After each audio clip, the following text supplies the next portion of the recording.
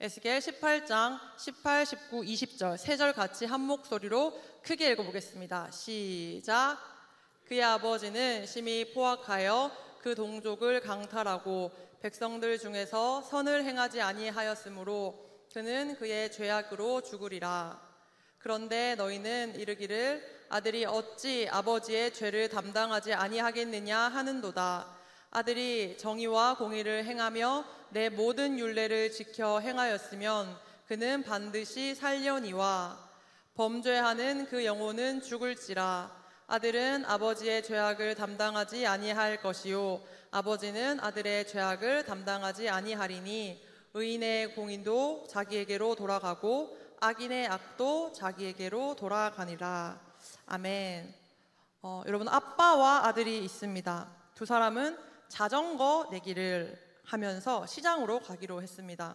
아이는 이 내기가 불공평하다고 말합니다. 왜냐하면 자기는 덩치가 작고 조그마한 자전거를 타는 반면에 아빠는 덩치도 크고 힘도 세고 큰 자전거를 탔기 때문에 이 시합은 불공정하다고 이야기합니다. 그러나 아빠는 비록 자신이 덩치가 크기는 하지만 아들 파블로가 더 날쌔기 때문에 꼭 불공평한 것은 아니라며 페달을 더 빨리 밟아보라고 이야기합니다. 그렇게 두 사람은 시장에 도착했습니다.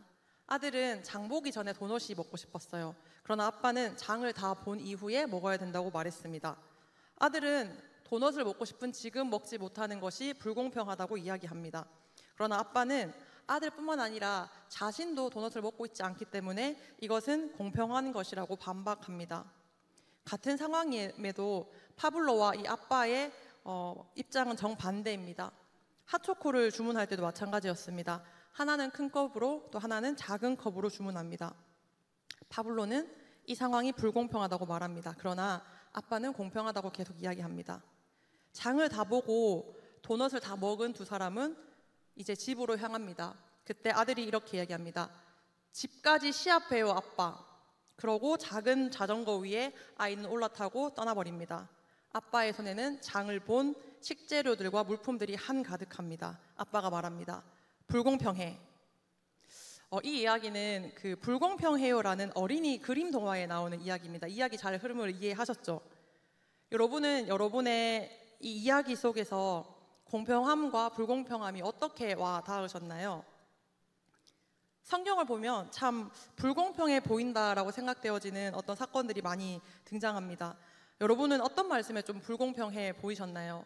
요즘 우리가 이제 함께 읽고 있는 이 에스겔서 생명의 삶을 통하여 읽고 있는 큐티 말씀에도 계속해서 심판과 징계에 대해서 이야기를 하고 있는데 오늘 특별히 함께 살펴볼 이 18절 말씀에서 이스라엘 백성들은 하나님을 향해 불공평하다고 이야기합니다. 어떤 점들을 그렇게 느꼈는지 우리 함께 이 말씀 통하여서 불공평한 공평함이라는 제목 가지고 함께 말씀 살펴보려고 합니다.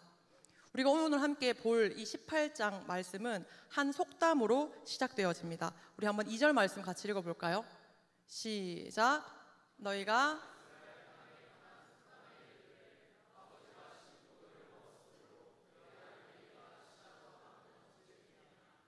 어떤 속담이죠?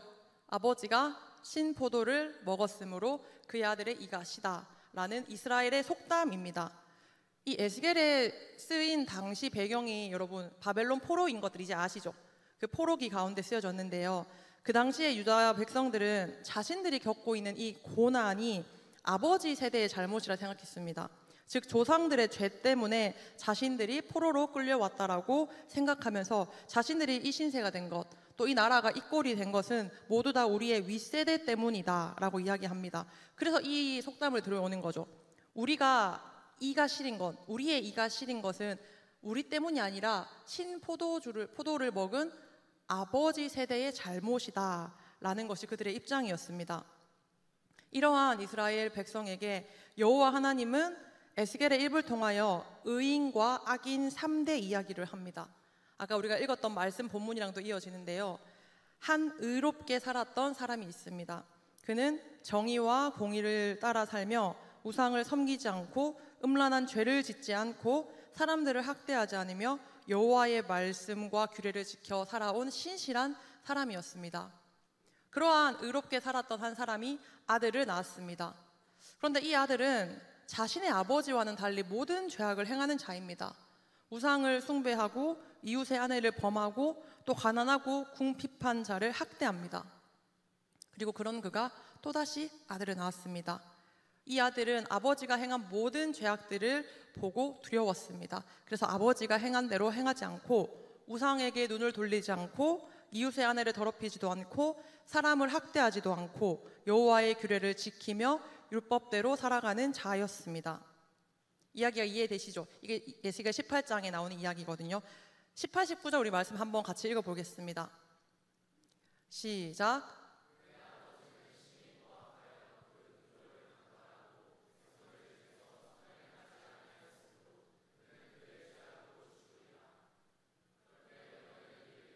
아들이 어찌 아버지의 죄를 담당하지 아니하겠느냐 하는도다.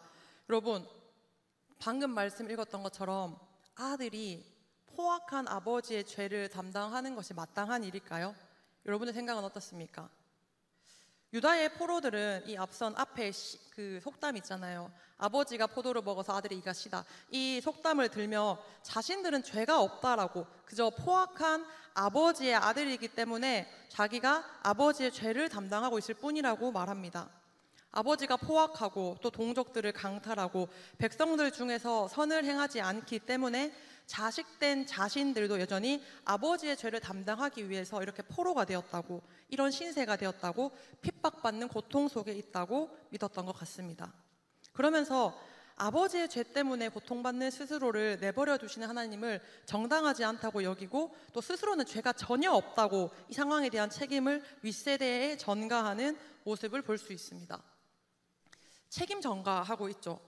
그런데 이 책임 전가는 여러분, 하나님이 태초에 천지를 창조하신 이후에 계속해서 볼 수 있는 인간들의 죄된 증거 중 하나인 것 여러분 알고 계시나요? 아담과 하와가 하나님이 금했던 선악을 알게 하는 나무 열매를 따먹게 되어지죠. 그 직후 그들의 반응을 여러분 기억하십니까? 그들은 잘못을 인정하고 회개하는 대신에 서로를 탓합니다. 아담이 이렇게 이야기하죠. 아담이 이르되 하나님이 주셔서 나와 함께 있게 하신 여자, 그가 그 나무 열매를 내게 주므로 내가 먹었나이다. 뭐라고 이야기합니까? 내 잘못이 아니에요. 이 여자의 잘못이에요. 더 구체적으로는 하나님이 나에게 주신 이 여자의 잘못이라고, 하나님이 나에게 주신 것이 잘못이라고 하나님 탓을 합니다. 이 말을 들은 하와도 여전히 뱀을 탓하죠. 여러분, 온 우주 만물을 창조하신 하나님이시잖아요. 하와가 뱀을 탓했다는 것은 역시나 이 온 우주 만물을 만드신 하나님 탓이라는 뜻입니다. 이렇게 우리는 우리의 죄를 인정하지 않으려는 죄의 습성을 모두가 다 타고났습니다. 우리는 모두가 다 너나 할 것 없이 책임을 전가하려는 습관을 따라 살고 있습니다. 그래서 우리는 스스로 자유와 권리는 갖고 싶어 하지만 책임과 의무를 지고 싶어 하진 않습니다. 그래서 뭔가 잘못한 게 생긴다면 손쉽게 다른 핑계 댈 것들을 찾곤 합니다. 제가 아침에 그 학창 시절에 아침마다 가장 많이 했던 말이 뭐냐면 엄마 때문에 늦었어 였거든요. 사실 엄마 때문이 아니었습니다. 저는 아침마다 엄마가 저를 집에서 차로 이렇게 태워다 주고 있었는데, 사실은 제가 좀 더 일찍 일어나서 걸어가거나 대중교통 탈 수 있는 거리였는데도 그게 싫어서 엄마가 태워주는 것들을 기꺼이 받으면서 정작 아침에 엄마가 나한테 밥을 먹으라고 해서 늦었어 라거나, 아니면 엄마가 엘리베이터를 빨리 안 잡았기 때문에 늦었어 라고 하며 제가 늦은 이유를 엄마에게 다 책임을 떠맡기곤 했습니다. 여러분 그런 적 없으세요? 저만 그랬나요? 오늘 이스라엘 백성도 마찬가지였습니다. 그들은 자신의 잘못 대신에 그들의 악한 아버지 때문에 지금 이 상황에 놓여졌다라고 핑계댑니다. 그리고 이 현실에 대해 책임지지 않으려 했습니다. 자신들이 해야 될 일들을 팽겨쳐놓고 그저 핑계만 대고 있는 것들이 지금 이 본문의 상황이죠. 이런 유다 백성에게 하나님이 명확하게 말씀하십니다. 다른 사람을 탓할 수 없다라고 말씀하십니다. 우리 에스겔 18장 19절 하반절과 20절 같이 한번 읽어볼까요? 시작. 아들이 정의와 공의를 행하며 내 모든 율례를 지켜 행하였으면 그는 반드시 살려니와 범죄하는 그 영혼은 죽을지라. 아들은 아버지의 죄악을 담당하지 아니할 것이요 아버지는 아들의 죄악을 담당하지 아니하리니 의인의 공의도 자신에게 돌아가고 악인의 악도 자기에게로. 사랑하는 우리 뉴욕 청년 여러분, 핑계하지 마시길 주님의 이름으로 축복합니다. 그 어떤 상황에서도 우리는 내가 지은 이 죄를 다른 사람의 책임으로 돌릴 수 없습니다. 우리는 다른 어떠한 것들로도 핑계할 수 없습니다. 돈이 없기 때문에, 친구를 잘못 사귀어서, 나는 내향적이기 때문에 할 수 없어, 시간이 없어서, 건강하지 않기 때문에. 여러분, 내 잘못보다는 다른 사람을 탓하고 환경을 탓하고 체력을 핑계대고 경험을 핑계대고 때로는 자신의 성향마저 무기 삼아서 해야 할 일들을 여러분 내버려 두고 있지 않습니까?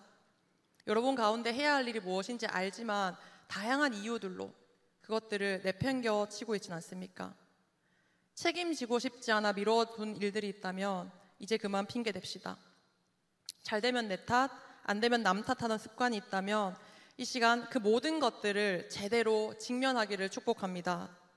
먼저 나에게 어떤 죄가 있는지, 또 나에게 어떤 잘못이 있는지, 난 어떤 문제를 마주하고 있는지를 제대로 직면해야만 여러분 해결 방법으로 나아갈 수 있는 길을 찾게 될 줄 믿습니다. 다시 본문으로 돌아가 봅시다. 그렇다면 이제 여기서 질문이 하나 생기죠. 하나님은 그러면 의인과 악인을 판결해서 벌 주고 싶어 하시는 걸까?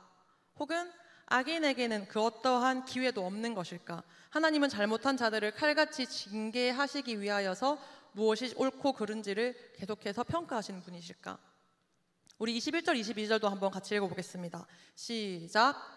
그러나 악인이 만일 그의 행한 모든 죄에서 돌이켜 떠나 내 모든 율례를 지키고 정의와 공의를 행하면 반드시 살고 죽지 아니할 것이라. 그 범죄한 것이 하나도 기억되지 아니하리니 그가 행한 공의로 살리라. 여러분, 하나님은 악인이라 할지라도 그가 죄에서 돌이켜 떠나서 모든 하나님의 율례를 지키고 정의와 공의를 행하면 죽지 않겠다, 그를 의인으로 여기겠다 말씀하십니다. 그 범죄한 것들을 하나도 기억되지 않고 오히려 그가 행한 공의대로 살게 된다는 것입니다.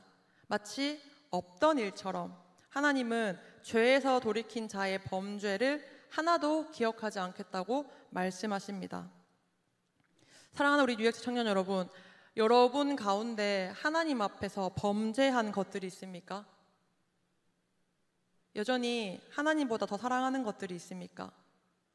여전히 하나님이 싫어하는 줄 알면서도 은밀하게 짓고 있는 그런 죄들이 있습니까? 이 시간 그 모든 죄에서 돌이켜 떠나길 주님의 이름으로 축복합니다. 에스겔은 이 악인이 의를 행하면 살게 되는 것처럼 의인이라 할지라도 여러분 공의를 떠나서 죄를 행하면 그는 그 죄악으로 말미암아 죽는다고 말씀하십니다. 그가 전에 행했던 의로운 것들은 그 어떤 것도 기억되지 않는다고 말하는 것이죠.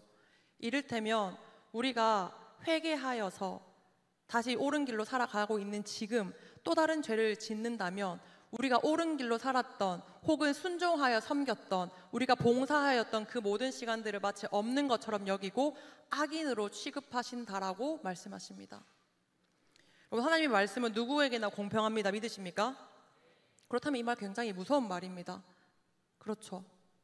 이스라엘 백성들은 이제 더 이상 조상들의 죄를 핑계할 수 없게 되었습니다. 변명할 수도 없게 되었습니다. 게다가 그들은 다른 이들도 모두 죄에서 돌이켜 의인 되어지는 것이 불공평하다고 여깁니다. 왜냐하면 당시에 그들은 선택받은 선민이었잖아요. 그들만이 하나님의 백성이었잖아요. 그런데 누구든지 돌이켜 죄에서 회개를 하면 의인으로 칭함받는다라고 하는 이 현실이 택함받은 선민 사상이었던 그들에게는 굉장히 불공평하다라고 생각되어졌다는 것입니다. 여러분, 어떤 길에 지금 서 있습니까?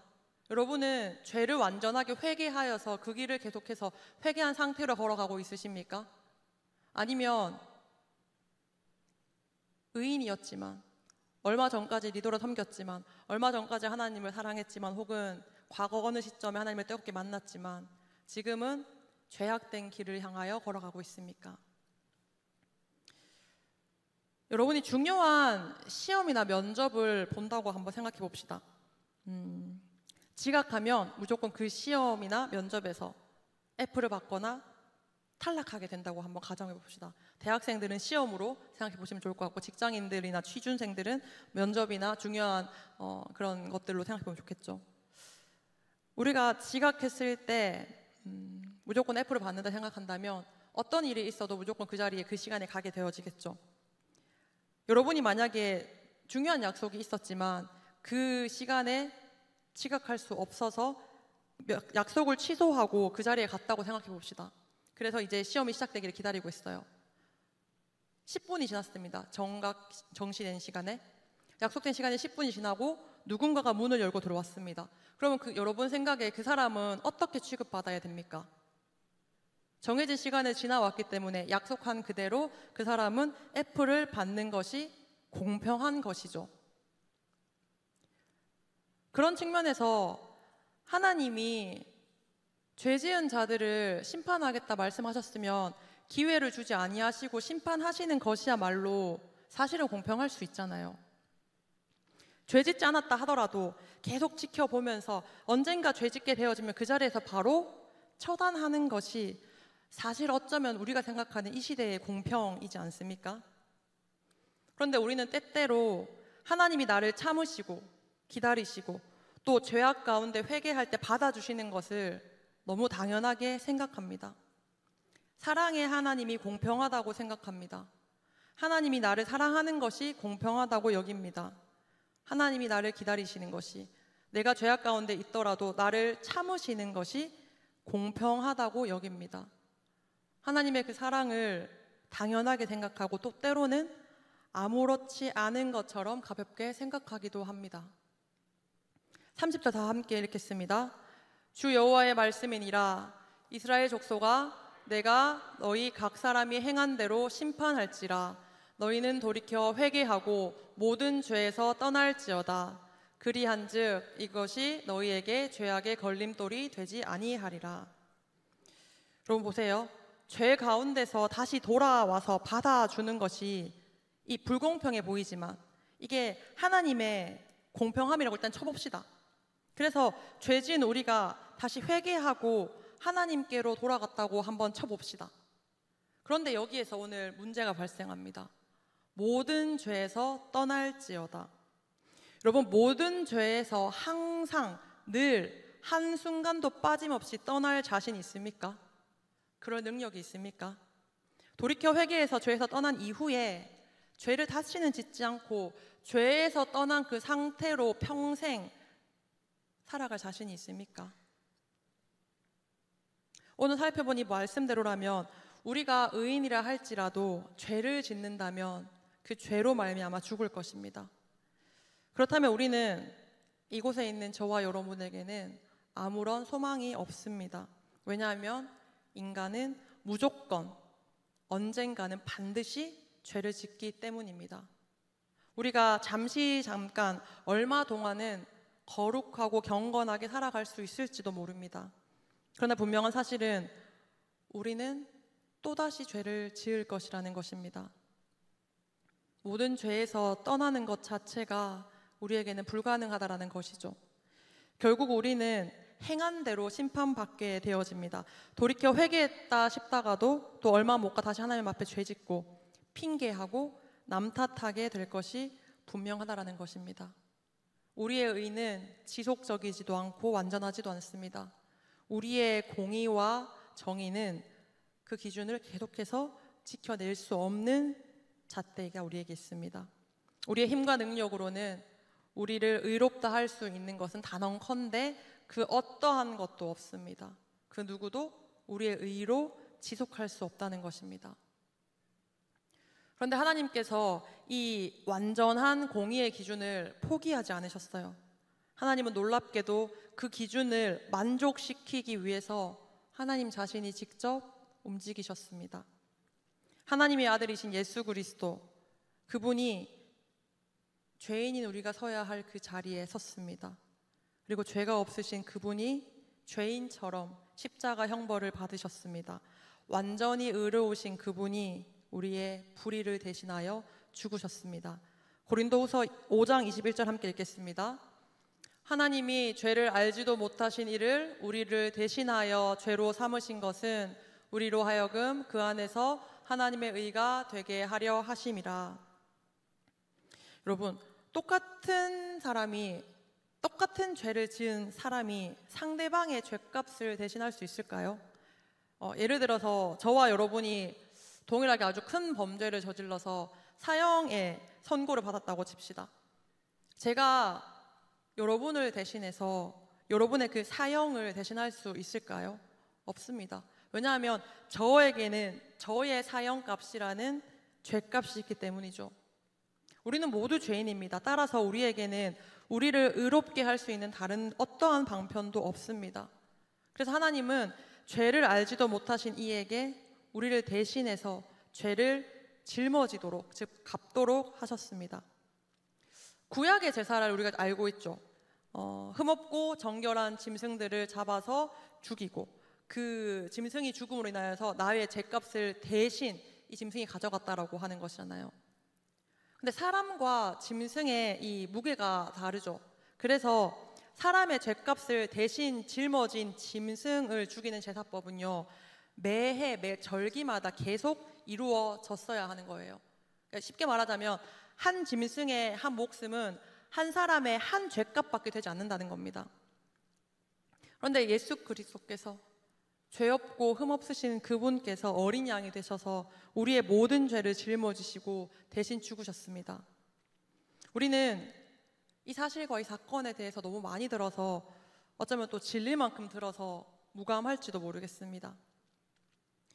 여러분, 우리는 사실 이 세상에서 가장 존귀하고 가장 위대하신 하나님께 범죄한 자들이잖아요. 여러분, 지나가다가 여러분이 작은 개미에게 물렸다고 칩시다. 여러분, 그 개미에게 물려도 우리는 그 개미를 밟아 죽이잖아요. 그런데 그 위대하고 위험 있는 그 어떤 것과도 바꿀 수 없는 가장 존귀하신 이 온 우주 만물의 가장 위대하신 그 하나님을 우리가 적대하고 무시하고 외면했다라는 것입니다. 여러분, 그 죄값을 어떻게 해결할 수 있을까요? 사실 우리의 죽음으로도 해결할 수 없는 범죄죠. 예수님이 인간이 되셔서 내 죄를 대신해서 십자가 지셨다는 것은 여러분이 그 죽어야 할 개미, 나를 물어서 죽어야 할 개미를 대신해서 개미가 되어 죽는 것보다도 더 말이 안 되는 사건입니다. 적어도 개미는 인간과 마찬가지로 피조물이긴 하잖아요. 그러니까 좀 더 고등한 인간이 좀 더 열등한 개미를 위하여 죽는 것, 이것도 상식적이지 않는데, 하나님은 인간을 만드신 창조주이신데 이 땅의 주권자이시고 권능자이신데 그분이 그 유일하신 하나님께서 직접 인간이 되어서 나를 위하여 직접 십자가에서 죽으셨다라는 것입니다. 로마서 4장 이렇게 이야기합니다. 예수님은 우리의 범죄 때문에 죽음에 넘겨지셨고 우리를 의롭다고 선언해 주시려고 살아나셨습니다. 여러분, 하나님의 사랑은 참 불공평한 것 같습니다. 공평했다면 죄 지은 내가 죽어야 하는 것이 마땅하죠. 우리는 절대자이자 가장 고귀한 그분께 범죄했습니다. 하나님이 하나님인 줄 모르고 내 인생의 주인을 나로 생각하고 돈으로 생각하고 스펙으로 생각하고 또 누군가는 사람으로 생각했습니다. 주인된 그 자리에 하나님 대신에 다른 것들을 계속 채워 넣는 죄를 우리는 저질렀다는 겁니다. 그런 우리는 당연히 용서받지 않는 것이 공평하죠. 죄 가운데 아무 소망 없이 살아가야 하는 것이 공평한 것인데, 하나님을 배반했으니 당연히 그분과 관계없이 단절된 인생으로 살아가는 것이 마땅함에도 불구하고 그분은 그대로 두지 않으셨습니다. 죄 없으신 예수 그리스도가 우리의 범죄로 인하여 죽으셨습니다. 또 그리스도가 살아나심으로 인해 모든 죄의 저주를 끊어내고 대신 의를 완성함으로 우리에게 의가 주어졌습니다. 우리의 흔들리는 의가 아니라 잠깐 괜찮아지고 또 다시 죄 짓고야 마는 그 불안정한 의가 아니라 영원토록 지속적이고 불변하신 그 십자가의 의가 예수 그리스도로부터 우리에게 전가되었다는 사실입니다. 여러분, 이 불공평한 사랑으로 인하여서 우리는 이제 심판에서 자유케 되었습니다. 그렇기에 우리는 더 이상 심판을 피하기 위해서 억지로 공의와 정의를 행하지 않아도 되어졌습니다. 우리는 그리스도 안에서 의롭다함을 받았고 이제 하나님과 연합한 자가 되었습니다. 할렐루야. 조나단 에드워즈가 이렇게 이야기합니다. 그리스도와의 관계 또는 연합은 보통 신자들이 그리스도 안에 있다는 의미인데, 그것은 그리스도가 얻은 유익에 대해 신자가 주장할 수 있는 권리의 근거가 됩니다. 같이 읽어볼까요? 첫째, 그럴 때에만 그리스도는 우리에게 의가 되시고 칭의가 되십니다. 우리가 그리스도 안에 있는 것이 우리가 용납될 수 있는 근거입니다. 아멘. 여러분, 우리는 이제 의롭다 칭함 받았습니다. 예수 그리스도 안에서 우리의 모든 죄가 용납되었습니다. 그래서 우리는 이제 하나님의 자녀로 거룩한 삶을 향하여 나아갈 수 있게 되었습니다. 이게 그 신학 용어로 말하는 칭의와 성화거든요. 의롭다 칭함 받았으니 우리는 이제 하나님의 거룩한 길 가운데 거룩한 자녀로 살아갈 것입니다. 이제 우리는 더 이상 심판을 피하기 위해서 혹은 의롭다고 칭함받기 위해서 이 정의와 공의를 행하지 않아도 됩니다. 물론 우리는 우리의 힘으로 그것들을 이룰 수도 없겠지만요. 대신 우리는 하나님과 연합된 관계 안에서 사랑 때문에, 하나님의 그 무한하신 사랑 때문에 하나님 앞에 순종하는 성화의 삶을 살아가게 될 줄 믿습니다. 사랑하는 우리 뉴액처 여러분, 우리 예수 그리스도 안에 거합시다. 그리고 이제는 하나님과의 연합된 관계 가운데서 우리의 모든 죄들을 자백하고 돌이켜 회개합시다. 모든 핑계를 내려놓고 하나님의 그 신실하신 사랑 안에서 예수 그리스도의 완전한 의를 통해 하나님과의 그 관계를 회복합시다.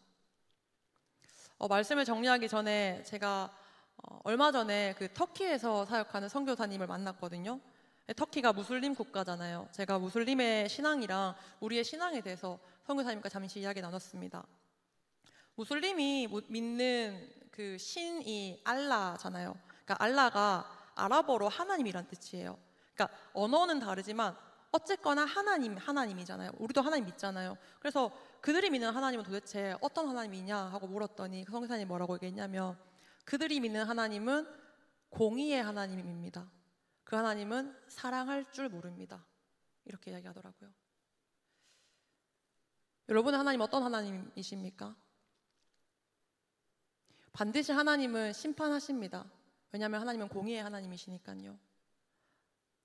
우리는 절대자 하나님께 분명히 잘못했습니다. 그런데 우리 하나님은 우리를 죽음 가운데 내버려 두시는 것을 기뻐하시는 공의만 가득한 하나님이 아니십니다. 우리 에스겔 18장 31, 32절 말씀 한번 마지막으로 읽겠습니다. 같이 읽을까요? 시작.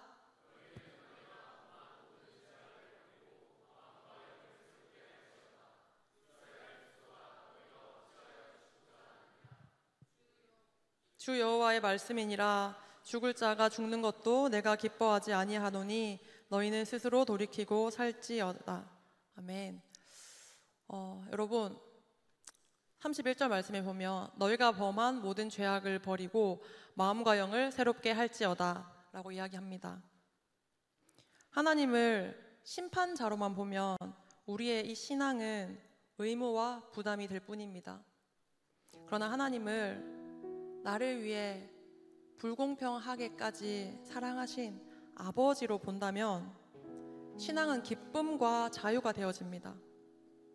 우리의 능력이나 노력이 아니라 예수 그리스도께서 이미 온전히 완전히 이루신 그 공로로 인하여서 이제는 우리가 모든 죄악을 버리고 마음과 영을 새롭게 하게 될 줄 이 시간 기도합시다. 오늘 하나님이 나를 위해 보여주신 이 불공평한 사랑을 여러분 다시 바라보십시오. 그리고 의무가 아니라, 징계가 두려워서가 아니라 그 하나님의 사랑에 감격하여서 기꺼이 그 사랑으로 인하여서 여러분의 삶을 거룩의 길로 걸어가시길 축복합니다. 불공평해 보일 만큼 놀라우신 그 십자가 사랑 앞에 여러분 여전히 내 의로 버티고 있다면 다 내려놓고 하나님과 완전히 연합된 관계를 회복합시다. 우리 이 시간 잠깐 상황을 모면하기 위해서 그러한 회개 말고 정말 진정으로 하나님께 돌아가서 하나님과의 참된 사랑의 관계 안에서 자유롭게 되어지기를 축복합니다. 우리의 자원하는 심령 가운데 거하시는 하나님, 우리의 순종하는 그 발걸음을 기뻐하시는 하나님 앞에 우리가 진정한 그 거룩의 길을 걸어가는 UX 공동체 되기를 간절히 소망합니다. 우리 하나님께 감사의 박수 올리겠습니다.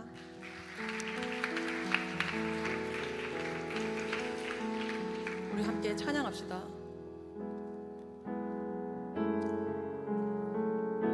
오 주여 당신 앞에 함께 찬양합니다. 오 주여 당신 앞에 내 영혼 엎드립니다. 내 안에 가득한 세상에 소리 뒤로 한 채 오 주여 당신 앞에 겸손히 엎드립니다. 주의 말씀으로 날 채우소서. 한 번 더 찬양합시다. 오 주여 당신 앞에 오 주여 당신 앞에 내 영혼 엎드립니다. 내 영혼 엎드립니다. 내 안에 가득한 세상의 소리 뒤로 한 채 오 주여 당신 앞에 겸손히 엎드립니다. 주의 말씀으로 날 채우소서. 넌 할 수 없다고 세상이 말할 때 주의 오른손이 날 이끄시네. 넌 자격 없다고 내 영혼에 외칠 때 주의 보혈이 의롭다 하시네. 너는 안 된다고 나는 안 된다고 의심 속에 헤맬 의식 때 속에 헤맬 때 예수 그리스도 그 못 박힌 두 손이 나를 안아주십니다. 박힌 두 손이 안아주시네. 다 의미 없다고 내 삶을 외면할 때 주의 자녀라 나를 부르시네. 주의 자녀라 나를 부르시네. 처음부터 찬양합니다. 오 주여 당신 앞에 내 영혼 엎드립니다. 내 안에 가득한 세상에 소리 뒤로 한 채 오 주여 당신 앞에 겸손히 엎드립니다. 주의 말씀으로 날 채우소서.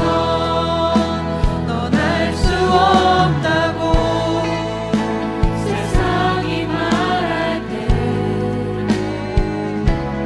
주의 오른손이 날 이끄시네.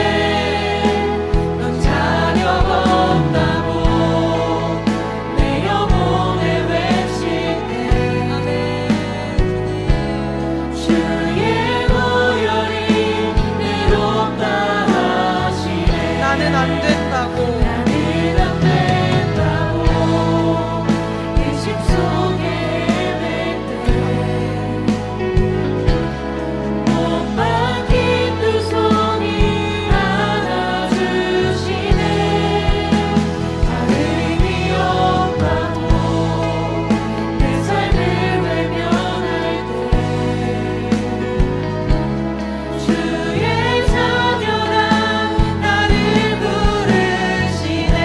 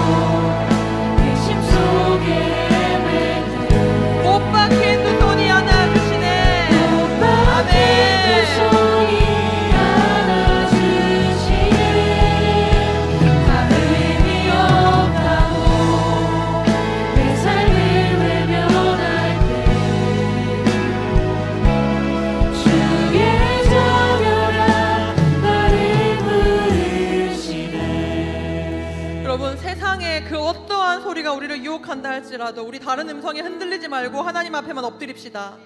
이 시간 특별히 기도할 때 우리 안에 있는 핑계거리를 제합시다. 내 안에 가득한 세상의 소리를 뒤로하기를 구합시다. 오직 성령만이 나를 가득 채워주시옵소서. 주의 말씀으로 날 채워주시옵소서. 돈을 핑계대었고, 친구를 핑계대었고, 부모를 핑계대었고, 나의 자격들을 핑계대며 하나님 앞에 나아가기를 주저했다면 이 시간 우리 모든 핑계거리를 내어놓고 주님 앞에 겸손히 엎드립시다. 주님, 이 시간 나의 마음을 거룩하고 정결하게 보듬어 주시옵소서. 의심하며 핑계했던 지난날들을 회개합니다. 주님 앞에 나아가지 못하게 하는 우리의 모든 삶의 방향을 하나님 앞에만 초점하게 하여 주시옵소서. 핑계하지 않고 주저하지 않게 나가겠다고 우리 주님 이름 찾으며 나아가겠습니다. 주여, 주여, 주여. 세상이 말하기에 주의 오른손이 나를 이끄네. 나의 여자가 나의 엄마를 앞에 나의 세상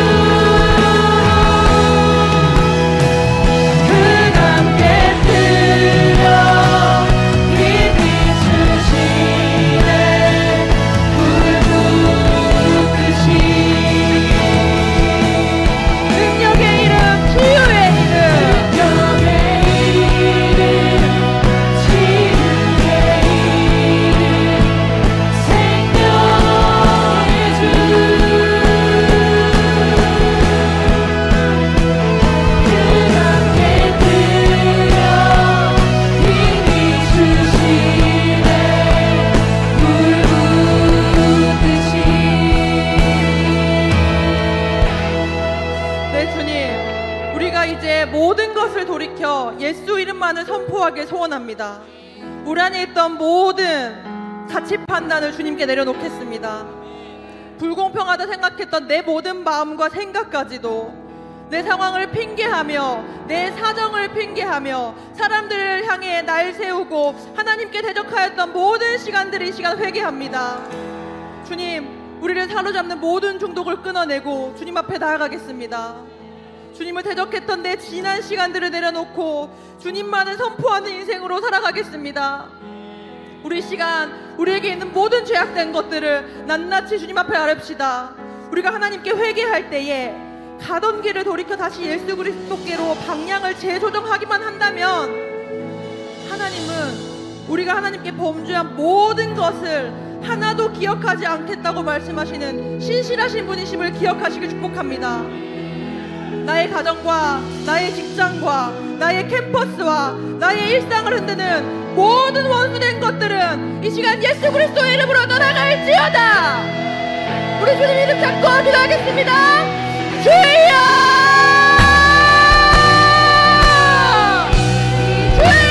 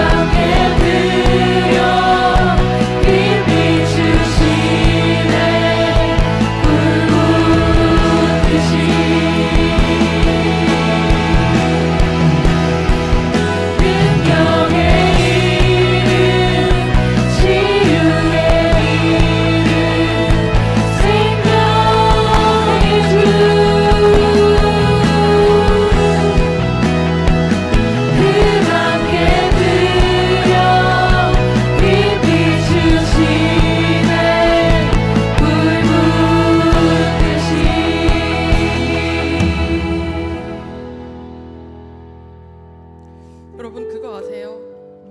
사랑하면 공평할 수가 없어요. 사랑하기 때문에 공평할 수가 없습니다. 사랑하는데 어떻게 공평할 수 있겠습니까? 더 사랑하는 사람이 약자라고 이야기하잖아요. 하나님이 공평하셨으면 우리에게는 죽음 말고는 아무런 선택지가 없었습니다. 그런데 하나님이 우리를 너무 사랑하셔서 약자가 되기를 자처하셨어요. 그래서 아무런 자격도 소망도 없는 우리를 위해서 직접 십자가 지시기로 결정하셨습니다. 우리 이 시간 함께 하나님의 마음을 들으며 또 그 하나님께 우리의 사랑의 고백들로 나아갔으면 좋겠습니다. 함께 찬양합시다. 아무런 자격도 없는, 아무런 자격도 없는 나를 위해, 아무런 소망도 없는 나를 위해 사랑한다 사랑한다 사랑한다 말하시네. 이 낮은 날 위해 함께 고백합시다. 아무런 자격도 없는 나를 위해, 아무런 자격도 없는 나를 위해, 아무런 소망도 없는 나를 위해, 아무런 소망도 없는 나를 위해 하나님 말씀하십니다. 사랑한다 사랑한다 사랑한다 말하시네. 이 낮은 날 위해 우리도 함께 고백합시다. 이제 나는 옛 사람 아니요 사망에서 건지신 주의 자녀이니 그 한없는 주의 사랑 안에 기쁨으로 걸어가겠네. 처음부터 찬양합시다. 아무런 자격도 없는 나를 위해, 아무런 자격도 없는 나를 위해, 아무런 소망도 없는 나를 위해, 아무런 소망도 없는 나를 위해 하나님 말씀하십니다. 사랑한다 사랑한다 사랑한다 말하시네. 이 낮은 날 위해 우리도 함께 찬양합시다. 이제 나는 옛사람 아니요 이제 나는 옛사람 아니요 사망에서 건지신 주의 자녀이니 그 한없는 주의 사랑 안에 기쁨으로 걸어가겠네. 이제 나는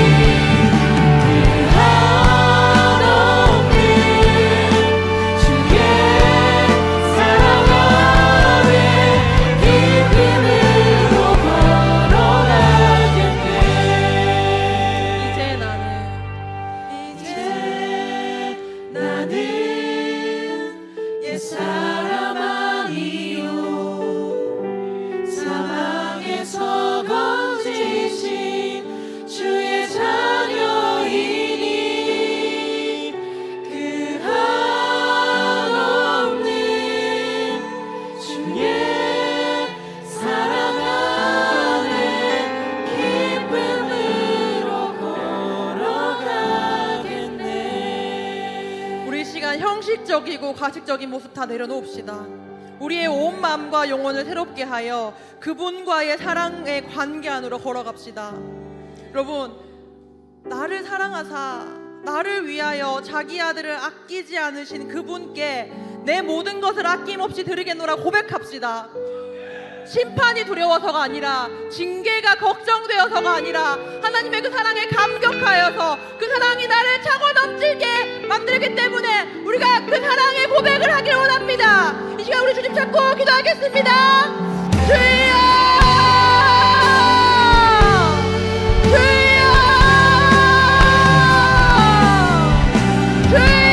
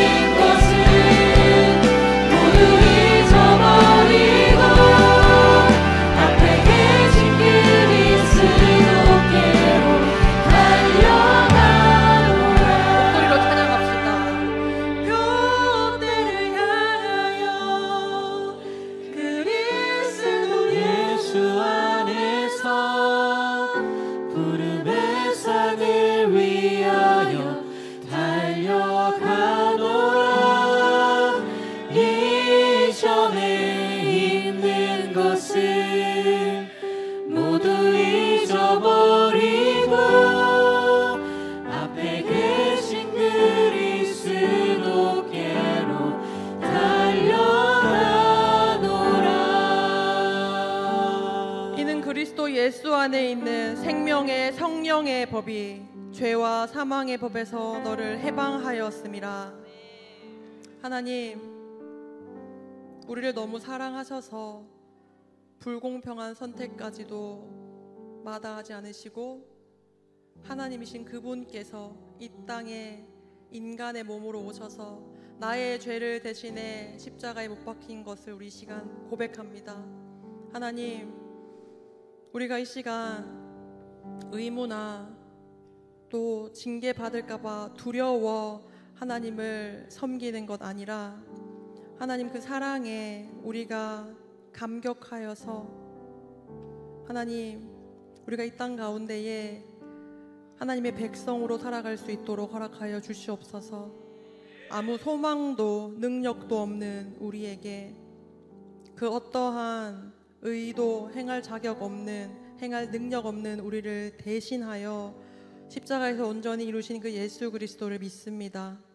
하나님, 우리가 이 시간 이 땅에서 그리스도인으로 살아갈 때에 우리 앞에 가로막고 있는 모든 핑계거리를 제하게 하여 주시옵소서. 모든 죄에서 돌이켜 주님의 이름만을 예배하며 찬양하는 우리가 되게 하여 주시옵소서. 그리하여서 이제는 정말 예수 그리스도와 연합된 관계 안에서 하나님과 이 모든 인생을 함께 누려낼 수 있도록 허락하여 주시옵소서. 예수님의 이름으로 기도드립니다. 아멘. 우리 주기도문으로 예배 마치겠습니다. 하늘에 계신 우리 아버지여, 이름이 거룩히 여김을 받으시오며 나라가 임하옵시며 뜻이 하늘에서 이루어진 것 같이 땅에서도 이루어지이다. 오늘날 우리에게 일용할 양식을 주옵시고 우리가 우리에게 죄 지은 자를 사하여 준 것 같이 우리 죄를 사하여 주옵시고 우리를 시험에 들게 하지 마옵시고 다만 악에서 구하옵소서. 대개 나라와 권세와 영광이 아버지께 영원히 있사옵나이다. 아멘. 우리 하나님의 사랑에게 박수 올려 드리겠습니다.